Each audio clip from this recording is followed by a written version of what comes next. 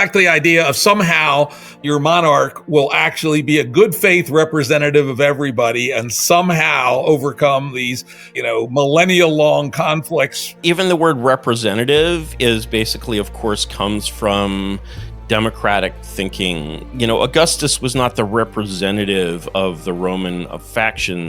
This is a great point. The monarch would not represent anyone. He would represent the truth. He would represent the ideal legal system that is in balance with all factions and all groups. If you're really thinking about how to devise peace, you basically realize that it's very easy as long as that microwave isn't on and making the water bubble. And what's making the water bubble is that basically you have a political system that gives each of these parties a way to hurt the other. And so basically, kind of the case for monarchy, to sum up, is that it's a much more sustainable system than it appears. Such an amazing point. We're constantly at war with each other and we're constantly trying to destroy each other.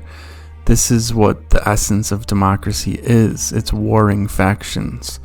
But if there's a monarch, the monarch brings peace and there is no longer war. And the only problem with oligarchy is not that it's not democratic. It's actually brilliantly designed to oppose and resist democracy, aka politics. I find it's just a really good sort of exercise to keep reminding yourself of the equivalence between democracy and politics, because it's one of these things that you'll forget in 5 minutes because you're sort of so programmed against it. But the European system of government is even better fortified against politics than the American system of government, which is extremely well fortified against politics, as Donald Trump discovered and his voters discovered. And so you basically, once you acknowledge that it is possible to live in a normal country which is not in practice democratic, all you're discarding when you discard democracy is you're discarding the empty husk of this theory. You're discarding sort of a tradition of legitimacy, which is the same tradition of the legitimacy that causes North Korea to call itself the DPRK. And that tradition sort of doesn't mean anything anymore concretely. This is a perfect point. The people have no power in America. The people have even less power in the European Union. The whole thing is a sham. It's a smoke and mirrors and propaganda. The two objectives of it, one is to collect the wisdom of crowds, and the other is to make people feel powerful. And it's giving people this sort of feeling of relevance in this kind of way that's very similar actually to pornography. Because you're basically sort of when you root for Ohio State that you're not actually on the field, you're not actually supporting them, you're just clapping in front of the TV. But it feels like you're part of the Ohio State Army. And there's something deep in your genetic code that responds to that feeling of being part of the Army. And to basically sort of have the maturity and the adulthood to abandon that illusion and say, I don't need that illusion. I don't need my porn anymore. I've never heard democracy described this way, but it's so true.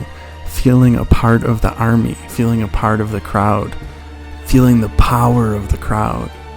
But the crowd has no power. It's an illusion.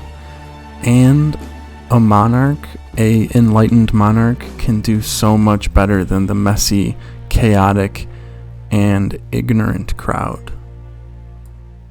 And when the fall comes from the center, instead of being like the Hungarian Revolution of 1956, which is this ugly, violent, failed thing that nobody should have participated in, it becomes the Hungarian Revolution of 1989, which is like pure joy and nobody is ripped limb from limb by the mob or anything like that. Nothing like that. And so, if anything, the revolution is a little too weak and doesn't sort of get rid of all the pockets of old officials or whatever. But even if it did, it wouldn't do it by hanging them in the streets. It would do that by saying, okay, your building's closed. Here, we've transitioned you to a new pension plan. You must have beautiful roses in your garden. Why don't you work on those? And they did.